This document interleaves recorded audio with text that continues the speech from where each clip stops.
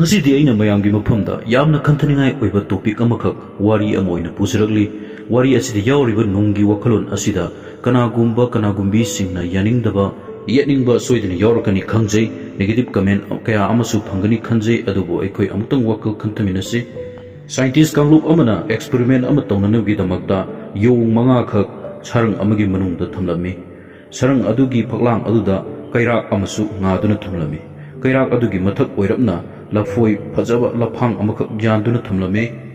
yong manga adugi maraktagi yong amana kairak aduda kakatuna lafoi lafang adu lopthanaba hotnaba matamda mathaktagi ayingba ising scientist sing aduna saitharami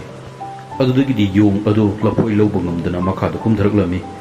aduga makha hek yobuga ayingba ising tarakpa adu lekhirami ngahak leraga yong atopa amana mu kairak aduda kakatlaga lafoi loba ka ki torami mahaksu ayingba ising tarakpadagi lapoi leriba mafam adu yaubu ngamdana kumtharakki adudagidi yongsing adugi wakalda karigumba kairak asida karaga lapoi asibu lौthage hek tawrabadi mataktagi ayingba ising tarai haina makoi wakalda khalami aduna makoi mayam sigi maraktagi amana karigumba lapoi asibu lौथनानुgi damakta kairak asida kage hek tawrabadi makoi lemhori basing aduna changsilaga singtharga pharga phurami maramdi makoi ayingba ising sotpa adu pamlamde yamna warami adudagi di scientist sing aduna yong manga sing adugi maraktagi amakhak lौथोक्लगा अनौबा yong ama amu hapchilami अनौबा yong adudi mafamda kari tawribagi haibadu karimata khanglamde aduna mahakna lapoi adu hek ubuga lौथननबगी damakta kairak adu kaaba horoklami handakki matang asida di scientist sing aduna ayingba ising saitharamde adubu lemhoriba hanadigi leramba yong mari aduna lapoi lौथनबा kairak kaaba honariba yong adubu singtharaga phurami अनौब योंग अदुनदि मंगोंदा अतैसिंग अदुना फुरकलिबदु करिगिनो हाइबसि महा खंजरमदे अमुकसु महाकना कैराक अदु काननो होनरमि अदुबु लेमहोरिबि योंगसिंग अदुना चिंथरगा अमुकसु महाकना फुरमि मंगोंदा अतोप योंगसिंग अदुना फुरकलिबदु करिगिनो हाइबदु महाक सुम खंगलमदे अदुबु मागी वखलदा खलमि मदुदि कैराक असे काबा यादे मसिबु हेक कारबदि चै चाइ मयाम चंदुना फुई हाइबसि महाकना खलमि करिगिदमते याद्रिबनो करिगिदमते फुरिबनो हाइबदुदि महाकना वहंग हंग तौखिदे adudagi di scientist sing aduna ariba lehoriba yong mari adugi maraktagi ama amok lौथोक्लगा अनौबा yong amapsu amok hapsilaklami handakki अनौबा yong adusu mafam aduda kari chatnaribagi haibadu khangdaba maramna lapoi adu hek ubaga kairak aduda karaga lapoi लौथनब honarami adubu mabusu pubirami purakliba adu karigino khangdabana amukka kana honabadasu amukasu puraklami aduna mahaki wakaldasu kairak ase kaaba yade kairak ase bukagi honaba khudingbu fugudabani haibase mahaki wakalda khalami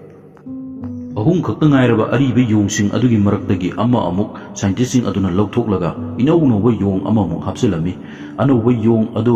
hanagumna mahaksu khangdabanina lapoi adu ubaga kananaba लौथनब honarami maduda hana leramba ariba yong ani aduna anauba yong adubu chingtharga phurami handakki matangsida yamna interesting oiba thongdok amadi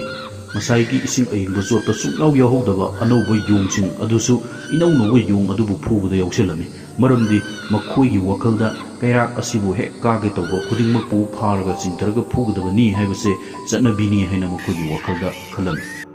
matawasumda scientist sing aduna ariba yong sing adu mathang mathang loina लौथोक्रे aduga anauba yong sing hapsilami adubu anauba yong sing ngakta ngairaba matam ising ayingba saithabagi swatkiba khanghodaba yong sing aduna makoi maselgi maraktagi amana karigumba kairak adu kage lapoi adu लौथगे haina tawrakpa khudingi chingthaduna aduma phurami marupsing wari asidagi ekhoina khakjinba yabadi mamangai matamda karigumba maram kharadagi tawba yadaba adubu hojikti athingba maramsing adu leitrabanina tawbadi yaraba adubu asda satnade tawnade tawhaide haiduna adumak tawdana leiba thabak thoram mayam ama leiri amatana karigi yadribano haina hangbagi thona leite maram sukang khangdana maram suang hangdana tawhaide haiduna adum tawdana lerabadi masaigi yongsing aduga ekhoigi kimakta kari khenaba leiribage yongsing adudi sa oibanina makoi wahang hangdabani farene adubu ekhoigi mioibani wang hangbagi hakle aduna Eikhoi maram khangdokadabani karigumba tawhaide hariba pot ado maram sarabadi tawbirunu aduga hanadi tawba yaramdragasu hojikti tawba yawa thaba oirabra habadu munna khangdokpiyo ekigatra